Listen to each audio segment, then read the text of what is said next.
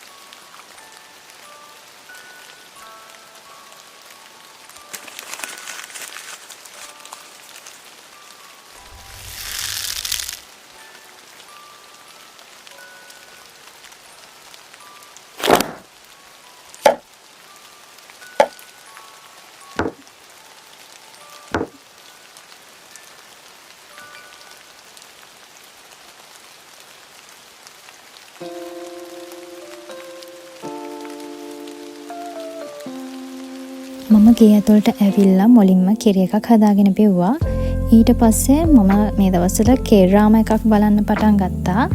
ඒ drama එකේ පළවෙනි episode එක තමයි තාම බලන්නේ.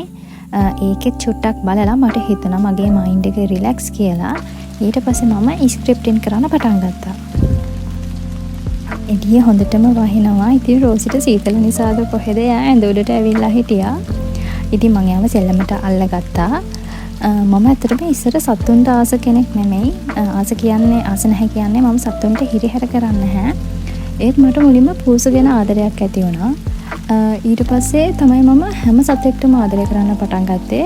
මට මේ දේ කියන්න හිතුනේ මම මේ ළඟදී Instagram එකේ post එකක් දැක්කා. ඔයගොල්ලෝ මුලින්ම පූසෙක්ට ආදරය කරන්න පටන් ගන්න. ඊට පස්සේ අනිත් හැම සතෙක් ගැනම ආදරය හිතේ කියලා. ඇත්තටම ඒක හරියටම හරි. මම මුලින්ම ආදරය කරන්න ගත්තේ පූසොන්ට. ඊට පස්සේ මට අනිත් හැම සතෙක් ගැනම ආදරය අනුකම්පාව නිකම්ම ඇති වුණා. ඉතින් ඔයගොල්ලෝ try කරලා බලන්න.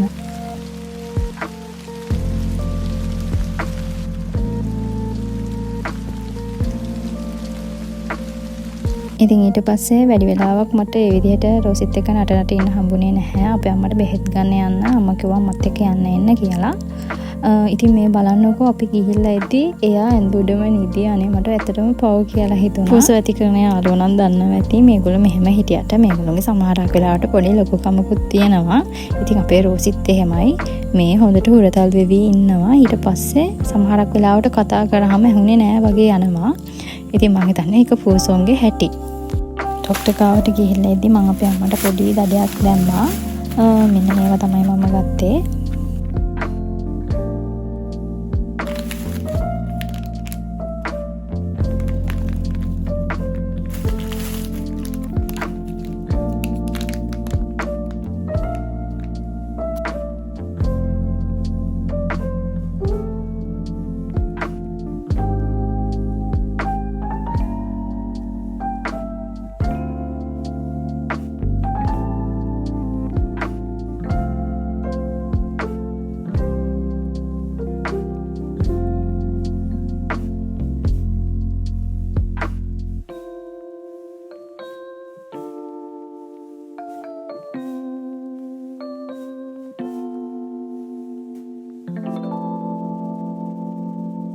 ගෙදර ඇවිල්ලා රැට කාලා ඉවර වෙලා ඊට පස්සේ මම ඇඟ හොදගෙන දැන් පහන පත්තු කළා.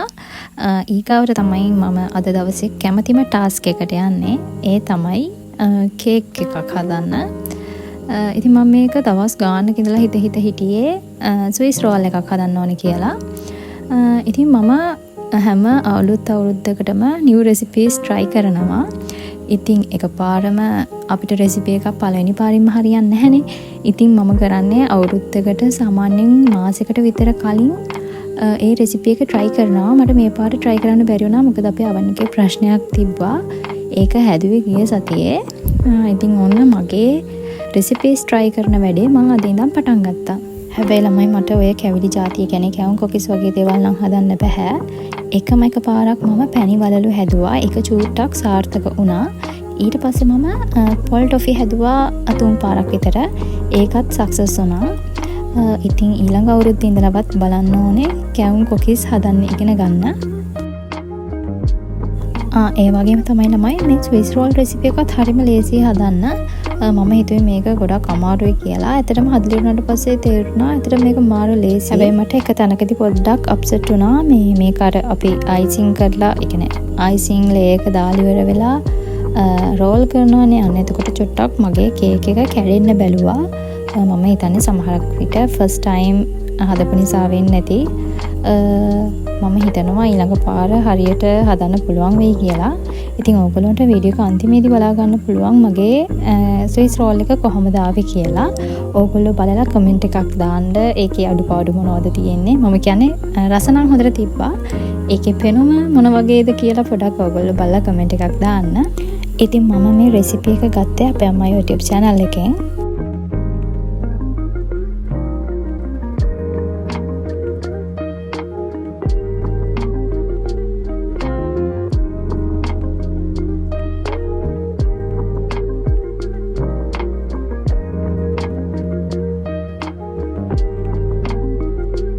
ඉතින් ළමයි මට කේක් එක oven එකෙන් එළියට ගත්ත ගමන්ම මේ වීඩියෝ කරගන්න බැරි වුණා. ඇත්තට මේකට sorry. කේක් එක හොඳට තිබුණා. මම ඊළඟට ආපහු හදනවා. එතකොට මම ඔයගලන්ට වීඩියෝ එකක් දාන්නම්. ඇත්තටම මේ රෙසිපි එක හොඳයි. කැමති කෙනෙක් ඉන්නවා නම් try කරලා බලන්න. මේ තියෙන්නේ මගේ ස්විස් රෝල් එක. ඉතින් ඇත්තටම මේක හරිම රහයි.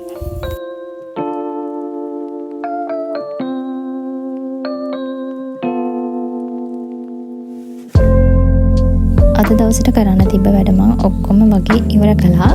මම අලුතෙන් කේ ඩ්‍රාමා එකක් බලන්න පටන් ගත්තා. මම හිතන්නේ මේකත් බලන්න පටන් ගත්තේ මම මාස ගානකින්. ඉතින් අද දවසේ අන්තිම වැඩේ විදියට මම කරන්නේ මෙන්න මේ කේ ඩ්‍රාමා එකේ දෙවෙනි එපිසෝඩ් එක බලන එක. එහෙනම් මම මෙතනින් බ්ලොග් එක නවත්තනවා. ඊළඟ බ්ලොග් එකෙන් ආපහු හම්බ වෙනකන් මගේ යාළුවෝ හැමෝම සතුටින් පරිස්සමින් ඉන්න.